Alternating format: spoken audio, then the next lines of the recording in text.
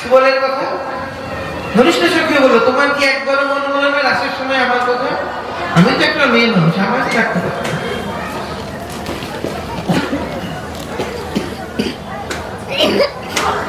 তো বলছে, দেখো এটা তো ঠিক, তোমাদের কাছে আমার কিছু দায়বদ্ধতা থাকে, কিন্তু আমি তোমাদেরকে বাদ দিয়ে গেছিলাম। ঠিক আছে, তোমাদের বাসনা পূরণ হবে। বলে, কবে হবে? কলি লীলায় আমি যেদিন যাবো, কলিতে চৈতন্য হবে, এই রাসের রস সেদিন আস্বাদন করাবো, কিন্তু বৃন্দাবন লীলার মতন তো আসবে না।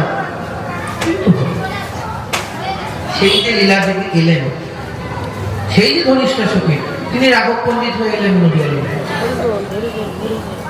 এই জন্য রাঘব ভবনে গিয়ে দেখবেন বা চৈতন্য চরিতামৃতে পড়ে দেখবেন পানিহাটি লীলার মাহাত্ম্যে যত রকম রান্না করেছেন রাঘব পণ্ডিত, বহুত প্রকারের স্বাদ।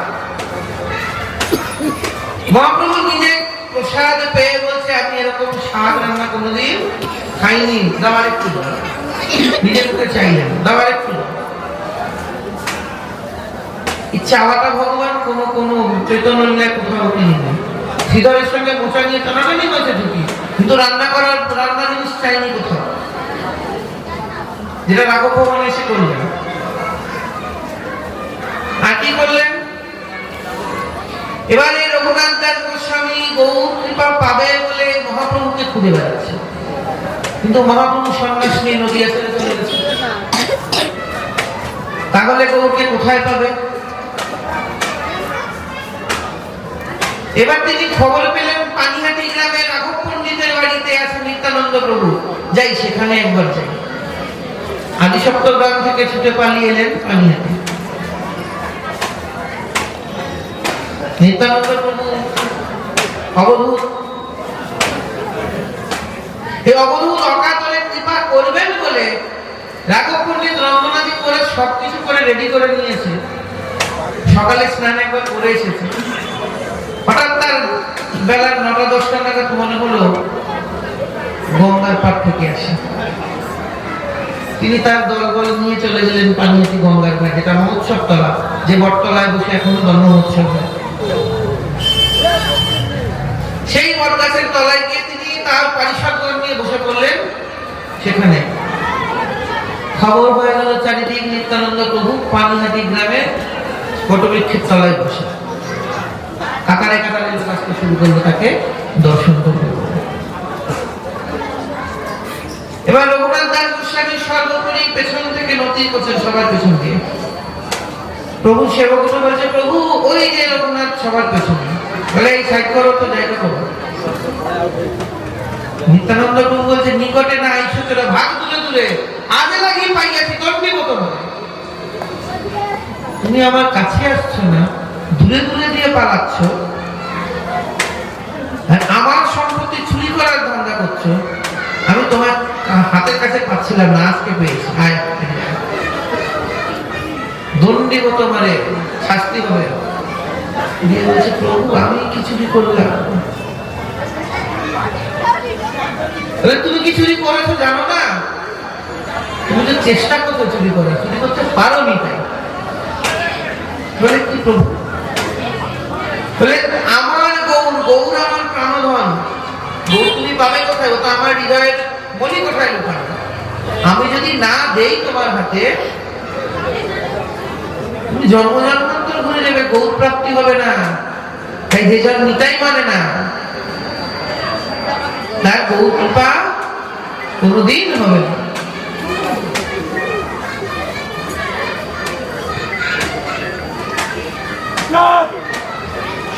কি বলছে? মজিয়া সংসার সুখে নিতাই না মুখে, বিদ্যা কুলে কি করিবে তা,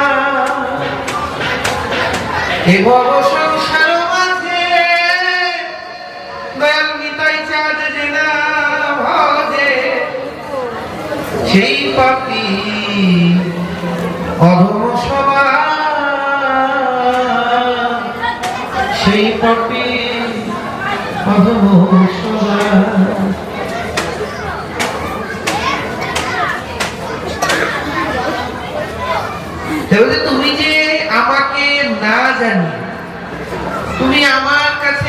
এসে গৌর পাওয়ার জন্য যে ছুটে বেড়াচ্ছ, আমার সম্পত্তি আমাকে না বলে তুমি যে নিতে যাচ্ছ, তার মানে কি তুমি কি চোর নও?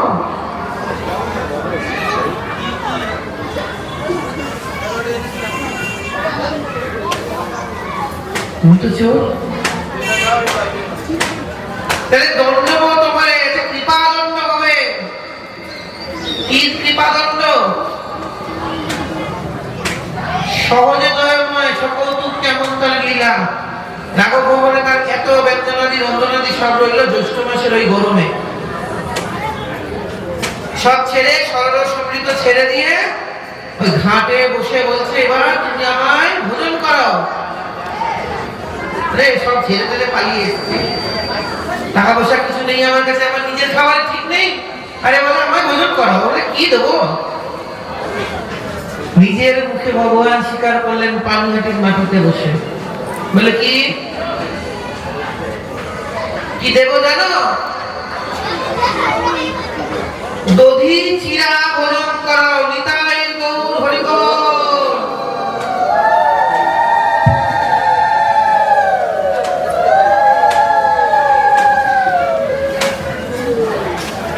মালসা ভোগের সূচনা হলো পানিহাটি লীলা থেকে। পানিহাটির বটতলা থেকে হলো মালসা ভোগের সূচনা। যা যদি না দেওয়া হয় মহাপ্রভুর 56 ভোগ অসম্পূর্ণ। কিন্তু এলাকার থেকে মালসা, তার ইচ্ছা কেন হলো? ওই চিরাই খাবো। যখন খবর হলো তিনি কোন রকম জোগাড় করলেন, এইটুকু নিয়ে যখন দিলেন সামনে, নিত্যানন্দ প্রভু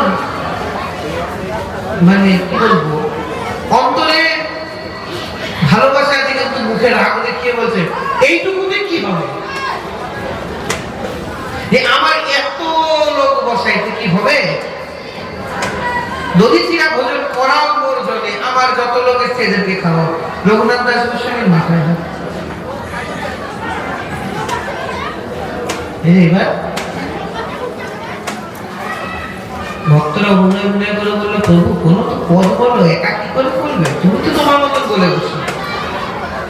সকৌতুক নিত্যানন্দ বলে, প্রেমের হাতে হাত মিলেছে, যে যার মতন দেবে আর নেবে। তার মানে বলে এখানে শুধু সেবা দেও আর নেও। পানিহাটির মাটির একটা কাজ, শুধু অকাতরে বৈষ্ণব সেবা করো আর কৃপা পাও, বাস। পানিহাটিটার কিছু লাগবে না। পানিহাটিটার মাহাত্ম এত। হ্যাঁ, সমস্ত সম্প্রদায় ওখানে যায়, সবার জন্য, কারোর জন্য কোনো বাধা নাই। যত নাম ধাম অত কিছু করার দরকার নেই। পানিহাটির পূর্ণভূমির মাটিতে বসে এখানে শুধু আসো, অকাতরে বৈষ্ণব সেবা। বিচার করলে হবে না, বিচারহীন ভাবে করতে হবে। যে আসবে তাকেই বৈষ্ণব জেনে ভক্ত জেনে প্রসাদ পাওয়া, বৈষ্ণব সেবা দাও। কৃপা বসে আছে পানিহাটিতে। এটা পানিহাটির মাটির ভূমি।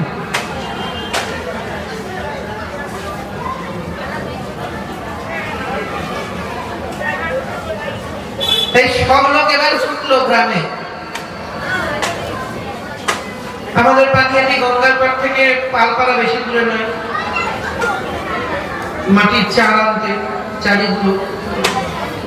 সোদপুর বাজার খুব কাছে, বাড়ি বাড়ি আম গাম কাঁঠাল গরমের দিনে সবই আছে। যে যেরকম পারলো সব নিয়ে হাজির করলো। পাতলো নিত্যানন্দের প্রেমের হাত। কিন্তু চিরাগো এলো করতে, এরকম কোনো সূচনা আছে? কৃষ্ণলীলায় যেদিন সুদামার স্ত্রী জানতে পারলো তার স্বামীর বন্ধু কৃষ্ণ দ্বারকার রাজা,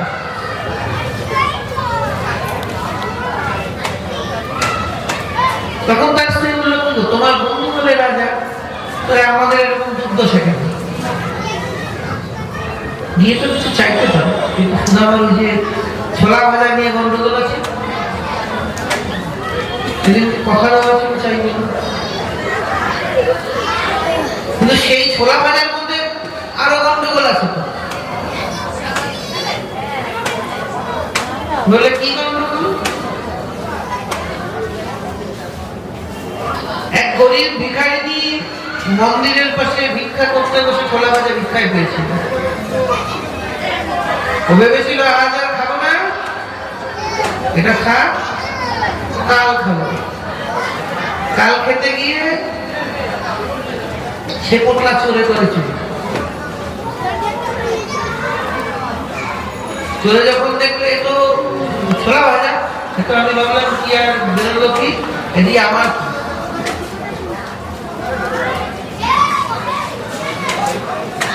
মন্দিরের পাশে কাউকে একটা দিয়ে দেবো।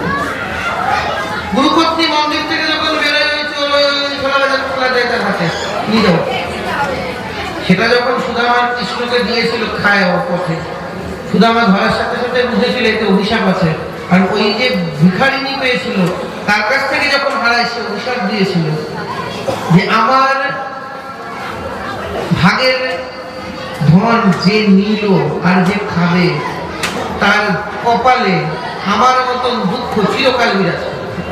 সুদামা চেয়েছিল না কৃষ্ণের কপালে দুঃখ করবে, তার জন্য কৃষ্ণকে না দিয়ে নিজে খেয়ে নিয়েছে।